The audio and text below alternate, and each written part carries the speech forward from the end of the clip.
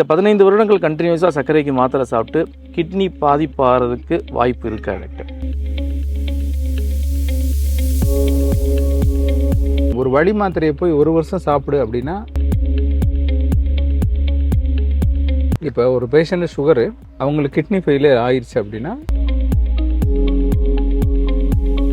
அசால்ட்டாக ரோட்டில் இப்போ இப்படி கையை பிடிச்சி பார்த்து உனக்கு பித்தம் வாதம் கபம் அப்படின்னு சொல்லிட்டு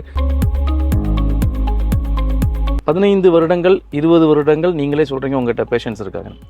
இந்த 15 வருடங்கள் கண்டினியூஸாக சர்க்கரைக்கு மாத்திரை சாப்பிட்டு கிட்னி பாதிப்பாகிறதுக்கு வாய்ப்பு இருக்கா டாக்டர்? இல்லை, அதாவது மாத்திரையை நம்ம 2 ரகமாக பிரிப்போம். சரிங்க டாக்டர். ஒன்று அக்யூட் இல்னஸ், அதாவது உடனடியாக எனக்கு ஒரு பாதிப்பு வருது, அதுக்கு நான் மாத்திரை சாப்பிட்றேன். சரிங்க டாக்டர். இன்னொன்று கிரானிக் இல்னஸ், நீண்ட கால நோய், அதுக்கு மாத்திரை சாப்பிட்றோம். இப்போ அக்யூட் இல்னஸ் அப்படின்னா ஒரு வாமிட்டிங் இருக்குது, ஒரு டயரியா இருக்குது, ஒரு தலைவலி இருக்குது, ஒரு காய்ச்சல் இருக்குது. இந்த நோய்க்கான மாத்திரை அந்த காய்ச்சல் சரியாகிறதுக்கு 5 நாளோ 10 நாளோ 15 நாளோ நம்ம சாப்பிட போகிறோம். அதுக்கு முன்னாடி நம்ம சாப்பிட போகிறது கிடையாது. கிரானிக் இல்னஸ், நாள்பட்ட நோய்கள் அப்படின்னா சர்க்கரை, இரத்த கொதிப்பு, ப்ரெஷரு, இருதய பிரச்சனை, தைராய்டு, இந்த மாதிரி நோய்கள். இது நம்ம உடம்பு குறைபாட்டினால வரக்கூடிய நோய்கள். மாத்திரையை கண்டுபிடிக்கிறப்பவே இந்த மாத்திரை அக்யூட்டாக சாப்பிடணும், இதை தொடர்ச்சியாக சாப்பிடக்கூடாது, இது நம்ம ஆயுசு முழுக்க சாப்பிடணும், இதனால காம்ப்ளிகேஷனே வரக்கூடாது அப்படின்னு தான் நம்ம கண்டுபிடிக்கிறாங்க.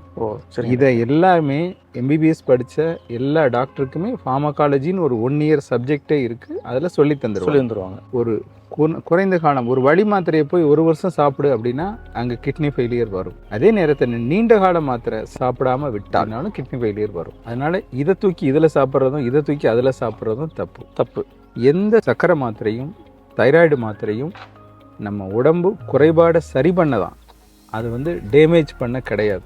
சரிங்க. இதை கரெக்டாக சாப்பிட்டு சர்க்கரையோட அளவையும் ப்ரெஷர் அளவையும் கண்ட்ரோலை வச்சுருந்தா கிட்னி பாதிப்பு வராது. அப்போ இப்போ ஒரு பேஷண்ட் கிட்னி ஃபெயிலியர் ஆயிடுது டாக்டர், அவங்களுடைய மோசமான உணவு பழக்க வழக்கங்களில் கிட்னி பிரச்சனை வருது, இப்போ அவங்க சுகராகவும் ஆகிறாங்க. இப்போ அவங்களுக்கு நீங்கள் என்ன மாதிரியான ட்ரீட்மெண்ட், அதுக்குன்னு தனியாக பேட்டர்ன் ட்ரீட்மெண்ட் இருக்கும் மேடம்? இப்போ ஒரு பேஷண்ட் சுகரு அவங்களுக்கு கிட்னி ஃபெயிலியர் ஆயிடுச்சு அப்படின்னா அவங்களுக்கு எல்லா ப்ரோட்டீனும் கடைசியில் கிட்னி வழியே தான் வெளியேற முடியும்.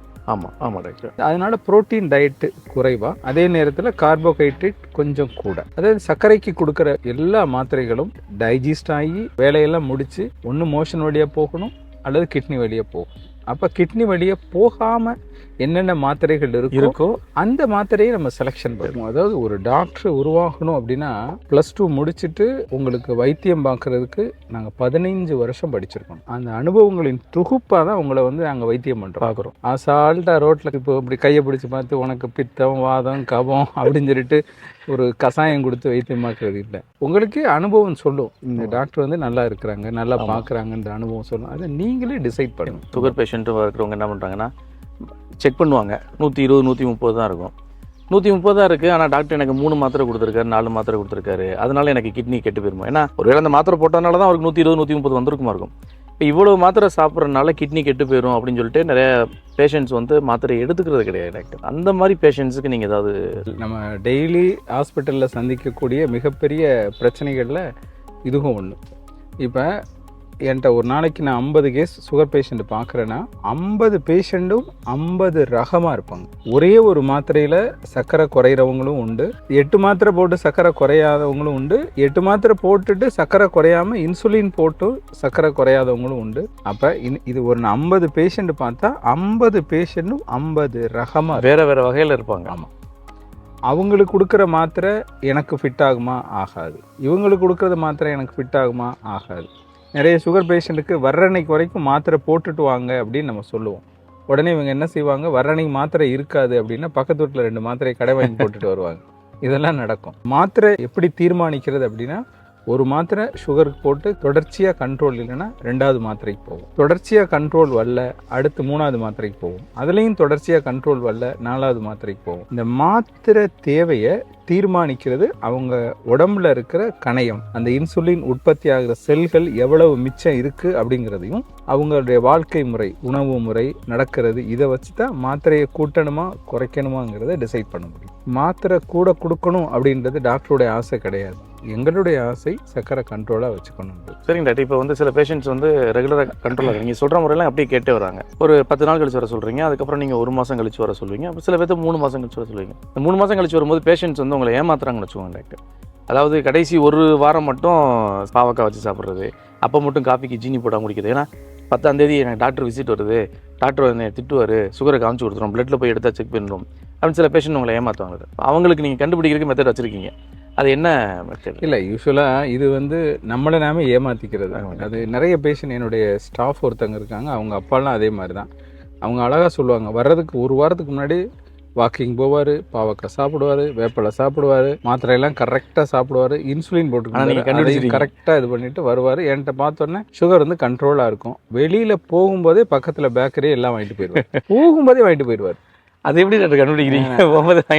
போகும், அது அந்த பிள்ளைய சொல்லும். இவங்களுக்கான பரிசோதனை தான் அந்த HbA1c பரிசோதனை, அதாவது சராசரி சர்க்கரை பரிசோதனை. 90 நாள் அவங்களுடைய சர்க்கரையோட அளவு எவ்வளவு இருக்கு அப்படின்னு கண்டுபிடிக்கிறதுக்கான பரிசோதனை. இந்த பரிசோதனை பண்ணோம்னா இதுக்கு முன்னாடி அவங்க கண்ட்ரோலா இருந்தாங்களா, இன்னைக்கு மட்டும் நடிக்கிறாங்களான்றது அப்படின்றத நீங்க டாக்டர் கண்டுபிடிச்சிருவாங்க. உங்கள்கிட்ட வந்து அதிகபட்சமாக பேஷண்ட்ஸ், இப்போ நீங்கள் 35 வருட அனுபவம் இருக்குது, தொடர்ச்சியாக 35 வருடங்களாக, 20 வருடங்களாக, 15 வருடங்களாக பேஷண்ட்ஸ் இருப்பாங்களே, ஹையஸ்ட் இயர் பேஷண்ட்ஸ் நீங்கள் உங்கள்கிட்ட கன்சிஸ்டண்ட்டாக வரவங்க இருக்காங்களா? ஆமாம், ஹாஸ்பிட்டலில் வந்து நாங்கள் 2004லேருந்து ரெக்கார்ட் மெயின்டைன் பண்ணுறோம். ஓ சரிங்க. எங்களுக்குன்னு ஒரு ஹாஸ்பிட்டலில் ஒரு சாஃப்ட்வேர் உருவாக்கியிருக்கோம். அந்த சாஃப்ட்வேர் வந்து 2004லேருந்து உள்ள ரெக்கார்டு எல்லாமே வச்சுருக்கு. ஏறக்குறைய 21 வருஷம். 21 வருஷத்தில் எங்கள் ரெக்கார்டு வந்து நீங்கள் என் பேஷண்ட்டு ஃபைலே இல்லாமல் வந்தாலும் பேஷண்ட் ஹிஸ்ட்ரி நீங்கள் எடுத்துருவீங்க. பேஷண்ட் பேர் சொன்னால் போதும், நாங்கள் அடுத்த நிமிஷம் அதை எடுத்துருவோம், ஃபோட்டோவோட வரும். 85 வயசுலேருந்து 95 வயசு வரைக்கும் 100 பேஷண்ட் இருப்பாங்க. 90 வயசுக்கு மேலே ஒரு 20 பேஷண்ட் இருக்காங்க. இப்போ என்கிட்ட ஒரு ஐயா இருக்கிறாரு, அவர் வந்து திருப்பத்தூர்காரரு, 2004லேருந்து என்கிட்ட பார்த்துட்டு இருக்காரு. 21 வருஷமா, வயசு 93.